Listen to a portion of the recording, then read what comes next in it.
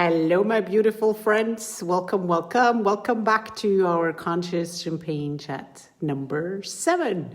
Today is going to be all about owning who you are and what that actually means. So I'm going to wait a couple of seconds for people to hop on. I'm in my kitchen today. As you can see, I hope it's not echoing too much because it's a very tall room, so I hope you can hear me fine. Hello. When you're tuning in the Mom Leadership Group, let me know you're here. Oh, I can see likes, but I can't see people being online. Oh, that's weird. Sometimes Facebook is weird, you guys. Hi, Catherine. Now I can see you. Awesome. If you watch us on YouTube, make sure you subscribe. If you watch it anywhere else on the Facebook Live, give us a like and show us some love. All right, so yesterday we talked all about what it actually really means to love yourself first, right? And it's not just about loving the good things about you, it's also actually starting to love and embrace everything inside you, right? So really starting to love the imperfection that we all have, because that is what it means to be human, right?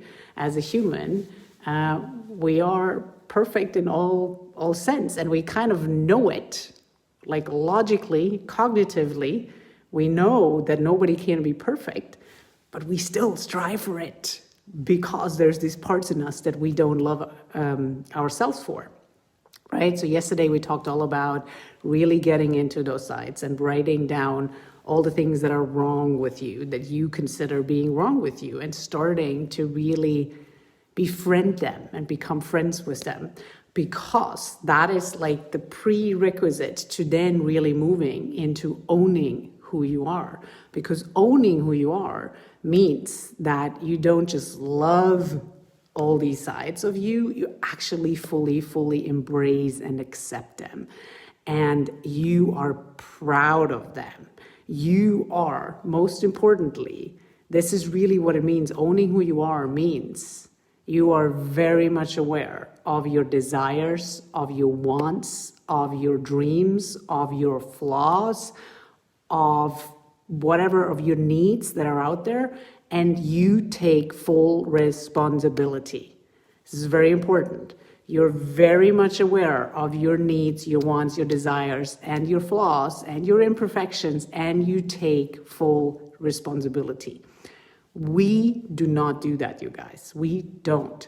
What we tend to do is we like to blame other people, because it's just ingrained in our human nature to point fingers on others and blame other people or blame time. That's one of our favorite things to do. I never have enough time. There's not enough time. I don't have enough time. Like, how many times do we tell ourselves?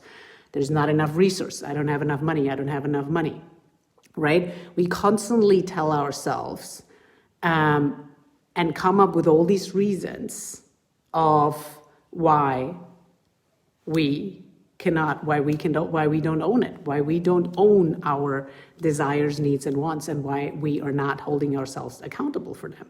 And why we're not taking full responsibility, quite frankly. And so just think about, like, how often do we tell ourselves, I can't do that.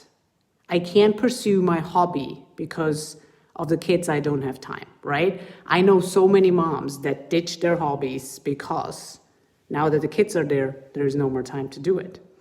We constantly tell ourselves, and we like blame our kids basically for all the things that we cannot do. And then we force ourselves into the have-tos, and we're constantly busy with all the have-tos that we completely forget the want-tos. And so when we keep doing that, we do not own who we are. And that feeds into our overwhelm, it feeds into our stress, it feeds into our seeing things only the hard way. Like, you literally cannot see a different way. It's impossible. And so that keeps feeding into it. So you have to get very clear on what is it that I want. And let's just use a very simple example. Let's say you want to go for, like, let's say you love jogging and you want to go for a run for 30 minutes every day. How many times do we tell ourselves, I don't have time to do that? I don't have time to do that. That means you are not holding yourself accountable. You are not taking responsibility for your wants. You are blaming something in your external world for why you can't do it. And so it's these simple things, guys, that you can start checking and saying, where am I using excuses? Because at the end of the day, they are excuses for not actually doing what is good for me, what feeds my soul, what feels good to my soul. And so that leaves us powerless. It leaves us powerless. We're like these marionettes that are being controlled by lots of external factors. And so owning who you are means owning what you want and then go and request it. Go and ask for it and start with something that is really small. The other side of owning who you are means that if you screw up, which is going to happen, we are going to screw up, right? We're humans. Like we yell at our kids, we don't like it. Now, we do want to get rid of yelling because it doesn't feel good to anybody. That's a whole other topic that we deal with in our Rapid Anger Relief course, which is, by the way, coming up. We're going to do our next free course in about a week here. But it's like when we screw up, we did something wrong. Own it. Just say, I screwed up. It doesn't matter. What you realize is, like, when I started changing my language with my kids and I said, oh my God, I'm so sorry. I did this wrong. I screwed up. I didn't think about it. It just happened. I noticed a big shift in my kids. My kids started to become very forgiving. To me, they became very forgiving to themselves. They stopped being so hard on themselves. And now it's like, oh, damn it, I screwed up. Okay, let's go and fix it. And they take full accountability and they take full responsibility, but we have to show them, we have to lead them. And so it's again, it always comes back to us, right? It starts with us. If we screw up, let's own it. Let's own it. Let's not push it aside. There is no reason to be ashamed. And furthermore, when you do this, you guys, this is, by the way, the number one secret to building your confidence. That's all you need to do. For those of you who are not feeling very confident, is own your stuff. Own the flaws. Own the things you're not perfect at. And if you keep owning them and you keep admitting to them and speaking them out, your confidence grows like crazy, because the thing we don't own our flaws is we're scared. We're like scared to death. Somebody's going to judge us, right? Somebody's going to think we're not good enough. We're scared that what our people are going to think. They're going to put us in a box. And because we're so scared of that, we come up with all these kind of excuses, and we try to push it aside, and it just makes it worse, and it keeps feeding into our self-doubt and into our insecurity. So start owning your flaws. And it's a really safe place to practice this, and at home, because your family will always be forgiving, right? I have lost sight of who I am. I don't even know what I want anymore.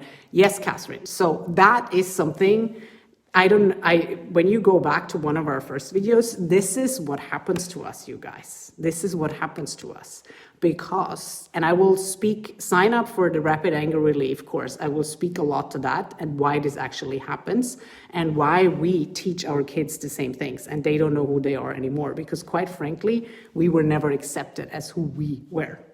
And so you can practice these little steps and you will find out more and more and get to who you are. And also, I see this very often as with new moms that have a very strong identity crisis, right? After they give birth, we're like, we don't know who we are anymore, because we have all these beliefs that have been imprinted on us of who we're supposed to be as a mom. And then on the other side, we have all these beliefs around who we're supposed to be as the career professional, and they clash, and we're totally lost and confused, and it messes us up, right? So owning who you are, my friends, means owning your flaws, speaking them loud. That will grow your confidence, and and furthermore, it means owning emotional responsibility.